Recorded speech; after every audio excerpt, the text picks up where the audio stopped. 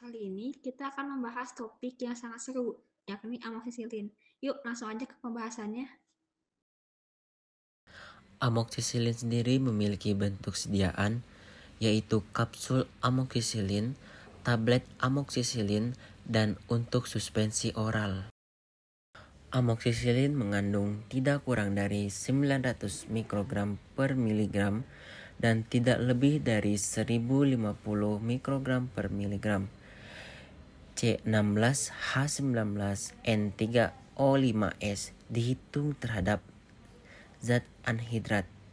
Kapsul dan tablet amoksisilin mengandung amoksisilin C16H19N3O5S tidak kurang dari 90% dan tidak lebih dari 120% dari jumlah yang tertera pada etiket. Amoksisilin juga berguna sebagai antibiotik. Selanjutnya yaitu analisis kualitatif gugus fungsi pada amoksisilin, yaitu senyawa heterosiklik yang terdiri dari inti siklik dengan satu rata samping mengandung gugus amina alifatis primer, gugus hidroksifenol, dan gugus karboksilat. Pemerian dan analisis gugus fungsi amoksisilin. Pemerian dan kelarutan amoksisilin. Bentuknya, amoksisilin adalah kristal putih atau kristal berwarna putih hampir putih, berbentuk serbuk atau kristal. Bau, tidak berbau atau berbau sangat lemah. Kelarutannya, amoksisilin larut dalam air dan sedikit larut dalam etanol, sedikit larut dalam kloroform dan praktis tidak larut dalam eter. pH antara 3,5 sampai 6. Senyawa amoksisilin memiliki gugus fungsi amida dan gugus fungsi amina. Untuk mengetahui gugus fungsi yang terbentuk pada senyawa amoksisilin bisa dilakukan dengan uji FTIR. Uji FTIR merupakan analisis spektroskopi yang digunakan untuk mengidentifikasi komposisi kimia suatu sampel berdasarkan interaksi antara radiasi inframerah dan molekul dalam sampel yang digunakan. Ketersediaan zat aktif mengacu pada jumlah dan bentuk zat aktif dalam suatu sediaan farmasi. Ketersediaan zat aktif ini merupakan salah satu tahap awal dalam pembuatan suatu sediaan. Ketersediaan zat aktif dapat dilihat secara online melalui website, salah satunya Invalab, dan didapatkan tersedianya zat aktif yang akan digunakan yaitu amoksisilin dengan berat 200 mg dan keterangan pengujian kuantitatif. Adapun harga satuan atau per vialnya yaitu 500.000.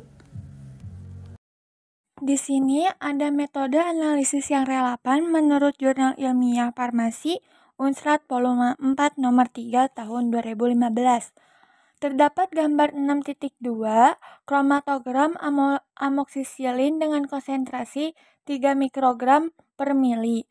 Kondisi analisis ada fase gerak, kolom, volume injeksi, kecepatan alir, detektor, dan panjang gelombangnya.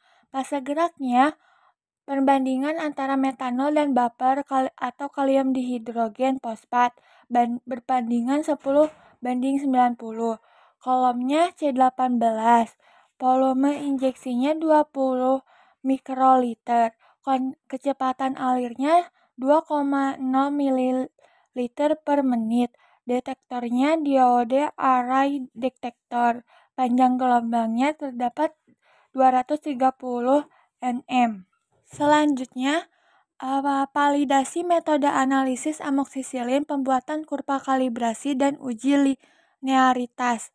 Ada uji akurasi, uji persisi, dan uji kesesuaian sistem. Uji akurasi, larutan amoksisilin dengan konsentrasi 3,6 dan 9 mikrogram per mililiter. Analis dengan prosedur yang sama seperti pada sampel, yaitu disuntikan sebanyak 20 mikroliter ke alat KCKT dengan kondisi fase gerak dan kecepatan alir terpilih. Diulangi sebanyak 3 kali untuk setiap konsentrasi, kemudian hitung presentasi akurasi, dan diperoleh kembali nilai rata-rata persen diff disyaratkan kurang lebih dari 15%. Selanjutnya uji persisi. Dari hasil akurasi tersebut dilakukan pengukuran iteradai dan iterday selama 2 hari berturut-turut. Kemudian hitung presentasi simpangan baku relatif persen RSD dari masing-masing konsentrasi dengan nilai lebih kecil sama dengan 15%. Selanjutnya, uji kesesuaian sistem. Larutan amoksisilin pada konsentrasi 3 mikroliter per mililiter diinjeksikan sebanyak 20 mikroliter ke alat KCKT dengan fase gerak terpilih. Diulangi sebanyak 6 kali, kemudian dihitung jumlah plat teoritis, faktor kapasitas, dan asimetris. Berdasarkan Farmakope Indonesia edisi 6, metode analisis yang sering digunakan untuk amoksisilin meliputi kromatografi cair kinerja tinggi atau yang dikenal dengan HPLC, spektrofotometri UV vis, atau titrasi volumetrik. Pada proses analisis amoksisilin, metode HPLC biasanya direkomendasikan untuk bentuk sediaan injeksi karena sensitivitasnya yang tinggi dalam mendeteksi dan mengukur kadar amoksisilin serta kemampuannya untuk memisahkan senyawa pengotor. Selain itu, dalam sediaan injeksi, penting untuk memastikan sterilitas dan bebas dari pirogen. Oleh karena itu, selain analisis kimia, pengujian mikrobiologi seperti uji sterilitas juga diperlukan. Untuk tempat yang cocok dalam menganalisis kesediaan injeksi amoksisilin ada 3, yaitu laboratorium mikrobiologi, laboratorium formulasi steril, dan ruang penyimpanan terkontrol.